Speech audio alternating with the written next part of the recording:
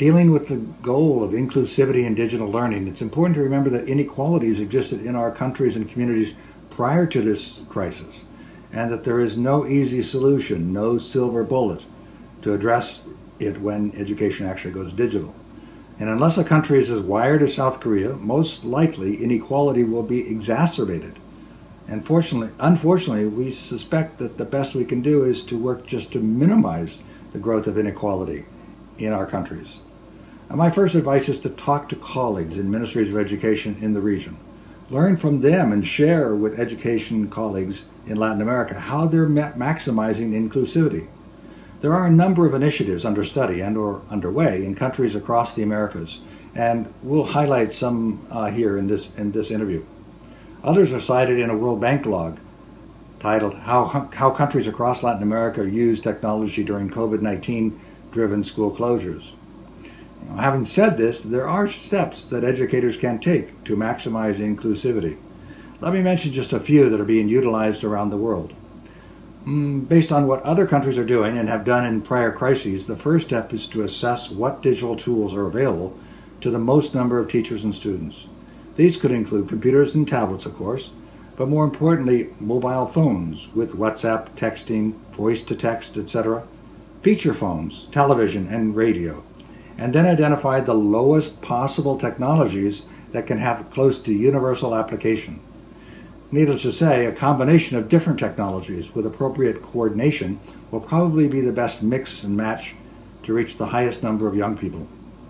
The World Bank has identified a number of possible techniques being used in different countries in a paper titled How Countries Are Using EdTech to Support Remote Learning During the COVID-19 Pandemic. Depending on your country, a cell phone may be the technology most available to all students and teachers.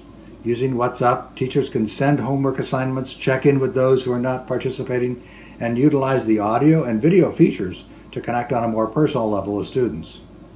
And in today's wired societies, it's easy to forget the teaching and learning potential of radio and television, and a number of countries are airing content for multiple grade levels and curricular subject areas.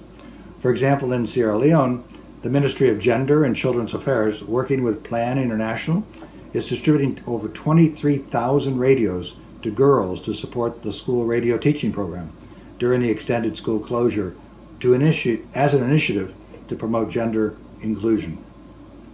And based on interviews with teachers globally, educators are the ones experiencing and bearing the brunt of difficulties involved in school closings and expectations to move teaching and learning to digital technologies and platforms.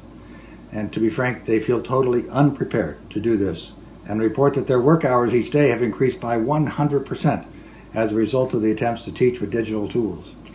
And in most countries, school closings came quickly with little advance notice and no professional development on how it would work for teachers. Almost every teacher reported that they were given little or no training or preparation in how to move teaching and learning online. Although some teachers had earlier engaged in blended activities as part of their classrooms, the online portion has tended to be supplemental and not to actually deliver lessons based on curriculum requirements. Further, many teachers have had no experience with the technologies their ministries or departments of education have suggested as tools for engaging learners digitally, so they've had to learn those technologies first. To be frank, if teachers were to have several weeks available for training and planning without having to teach at the same time, one tool that could be used would be online professional development courses for teachers to explore different technologies, time management strategies, and student engagement. So if the ministries of education were to say, there's now 2 weeks, for the next 2 weeks there will be no school, and it'll be reserved for teacher training. And for example, following the tragedy of 9/11 in 2001, we in New York City found that teachers were not prepared to deal with the trauma caused by it that students brought into the classroom with them. And to address this, my organization, iEARN, the International Education Resource Network, worked with the School of Social Work at Columbia University to put together an online professional development course on how to recognize and then handle trauma that was evident among students after 9/11. Teachers in the U.S.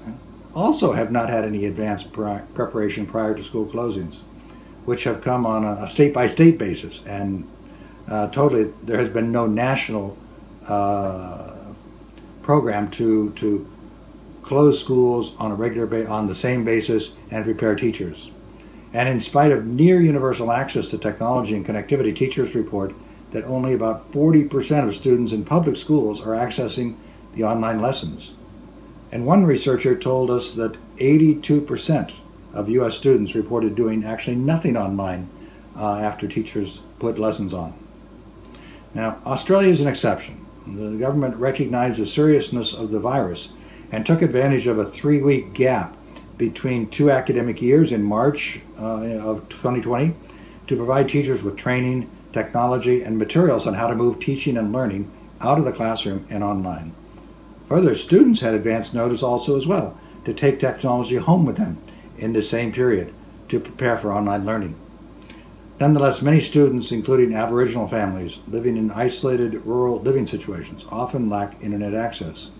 So some communities have arranged for vans with internet connectivity to pass by homes without connection at specific times, using a 1990s technology called Store and Forward. This technology actually lessened inequality in the 1990s. In South Africa, for example, postal vehicles and delivery trucks that traveled the same route every day were outfitted with internet connectivity, and students could upload and download messages and files when the vehicles were near their homes. Store and Forward technologies made this possible. And teachers have told us that teachers should focus on project work about real-life problems and discuss issues that are relevant in the community, and not simply replicate a lesson from a classroom. And this gives students a time to learn by doing and on their own time with family members. Ultimately, we need to listen to teachers about what works and give them the opportunity to interact with colleagues to assemble best practices for their particular situation. And above all, we need to work with teachers where they are and not where we would like or hope them to be. These are just a few suggestions on how learning can be as inclusive as possible in a world disrupted by school closings caused by the COVID-19 virus crisis. And we're very fortunate to have Adriana Villela here to share her perspectives on what is happening in Latin America. I'd like to really thank the OAS, Organization of American States, and the Committee on Education for giving us this opportunity to share these thoughts with you. Thank you.